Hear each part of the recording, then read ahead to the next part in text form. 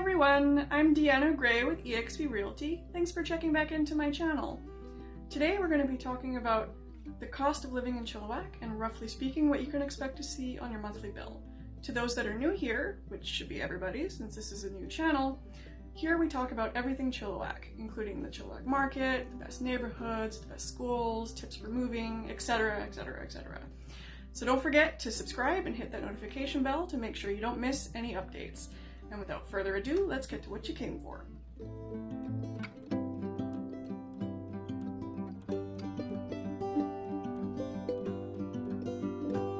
Thanks again for subscribing to my channel. As I said before, today we're going to be talking about the cost of living in Chilliwack and your approximate total per month that you'll be paying. I wanted to start with the basics, such as utilities, internet, groceries, stuff like that, and then work our way up to what you really want to know: how much does a house cost? So, for utilities, this includes electricity, heating, cooling, water, and garbage. Your cost per month will be somewhere in the neighborhood of $60 to $200. Now I know that's a really wide range, but it's going to depend where you live, your lifestyle, and everything in between. If you're like me and you run a little on the cold side all the time, in the winter your heating bill is going to be higher. But on the upside, in the summer, your AC bill is going to be lower. So there's that going for you. If you're like me and you live rural, rather than using city water, there's a good chance you'll be using well water or spring water instead of the city's water, so your costs there will be different as well. Approximately speaking, rent per month is about $1,500 for one bedroom and between $2,500 and $3,200 for a 3-bedroom, depending on whether you're near the center of the city or on the outskirts. To that effect, internet is about $60 to $100 per month.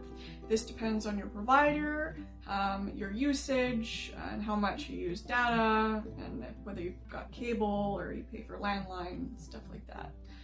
It's gonna hit your costs a little bit different. Groceries. If we're talking about just going to the grocery store and picking up all of the goods that you're buying per month, we've got lots of different places to shop. We've got Save-On, Walmart, Thrifties, Superstore, pretty much anywhere you can think of. We also have a zero-waste grocery store, so they do things a little bit differently. There's no plastic, stuff like that. Their prices are a little on the high side, but not out of the park, considering the average cost of everything else.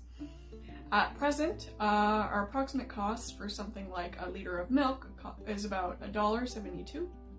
A kilogram of apples costs approximately $4.50, and a pound of ground beef can cost anywhere from $9 to $12 or more, depending on how lean you like your meat. For myself, I like to go extra lean, mainly because I'm lazy and I don't like dumping all that extra grease out of the pan. So that means I pay a little bit more for my meat than another person who just doesn't care.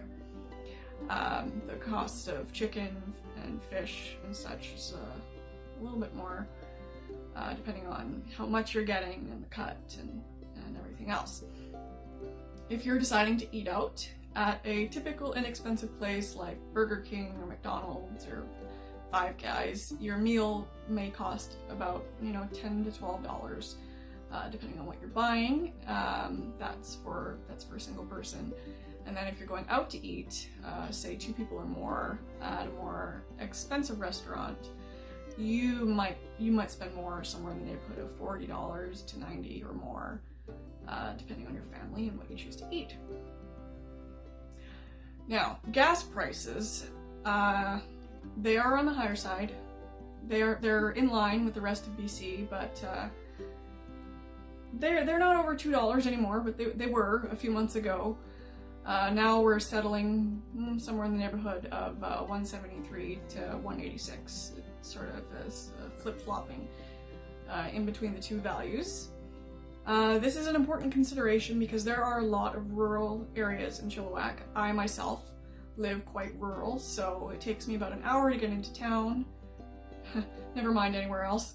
So gas prices for me are up there per month. Never mind the fact that I'm also a real estate agent, so I'm driving all over Chilliwack. If you're lucky and you live a block away from work and you can just walk down the street, your gas prices are going to be a lot lower, so you won't care quite so much. But if you're moving to Chilliwack and gas prices are a concern, definitely consider that before you choose somewhere that's a little bit off the beaten path. Transportation we have available, it varies. We've got bus routes, taxis, handy dart, stuff like that. We do not, however, have subway or SkyTrain or anything like that. Those are the typical ones. We've got Uber and all the other things. For the rural communities, the bus routes don't go that far. As a general rule of thumb, the school buses do. I've seen school buses out where I live, but not the typical buses in the bus stops. Like they don't make it out so far, so that is another consideration. You will have to have your own vehicular transportation. That said, summer and winter I thought would be a good idea to mention in this video, because while we are quite mild as far as summer and winter goes, we do have our extremes. Last year, for example, we had what was called a heat dome, and it lasted a good 3 to 4 weeks and roasted us for a good month. We were seeing temperatures over 40 degrees, and for us that was horribly uncomfortable, outrageous. We're not Phoenix, so we don't really experience temperatures like that as a general rule, and sadly a lot of people and pets died that summer because air conditioners are not all that commonplace in Chilliwack. That said, because of that, I would recommend that anybody moving to Chilliwack, if you have the capacity to, definitely consider purchasing an air conditioner if it's not included in either your home or your apartment.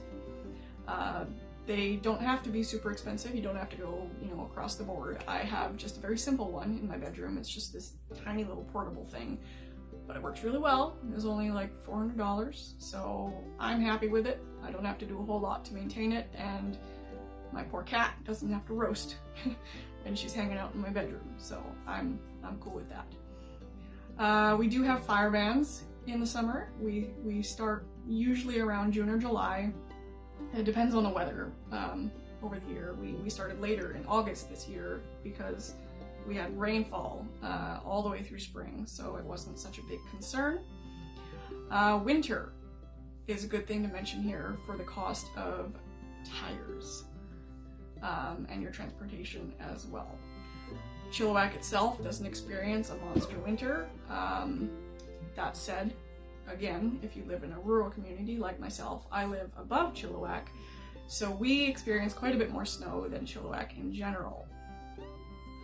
We got very lucky last year, and we had tons. We can have lots, and then Chilliwack can have none, and it looks like we have a winter wonderland.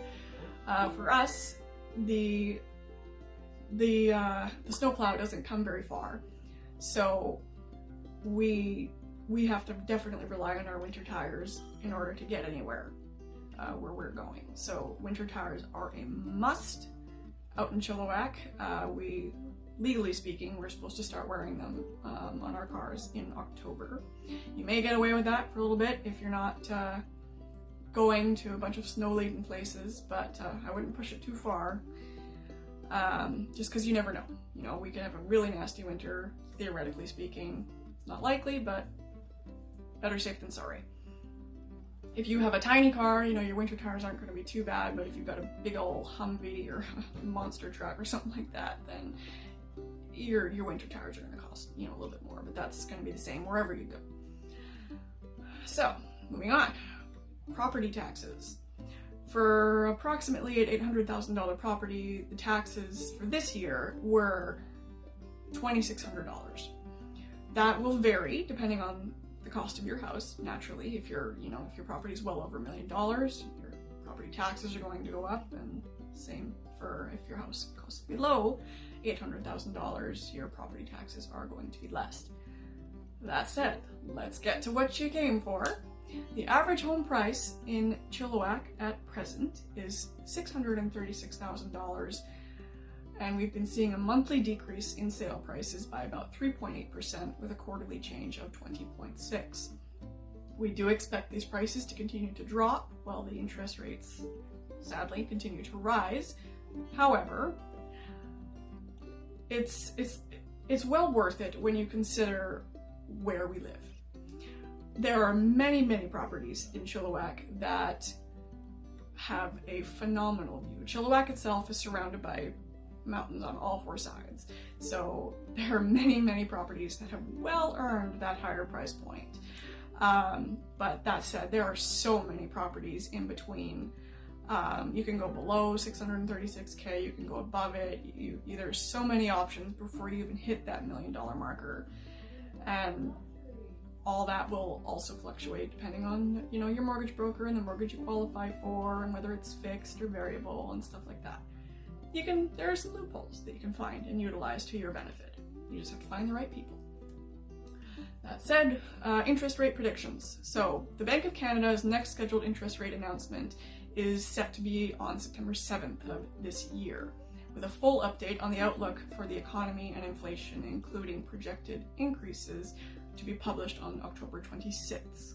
So definitely check back to my channel because I will be talking about that for sure when it comes up. So that is the approximate cost of living in Chilliwack per month. It's not so scary, right? It's not so bad. There's a lot of variability depending on, you know, your lifestyle and your income and all of those things. So feel free to reach out to me. Don't be shy. I promise I don't bite.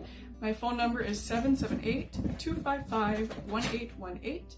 My email address is Deanna, DEANNA, _Gray, GRAY, @exprealty.com. I'm a nice person, I promise. If you have any questions or concerns, or you just want some information, feel free to reach out. Have a lovely day. Bye-bye.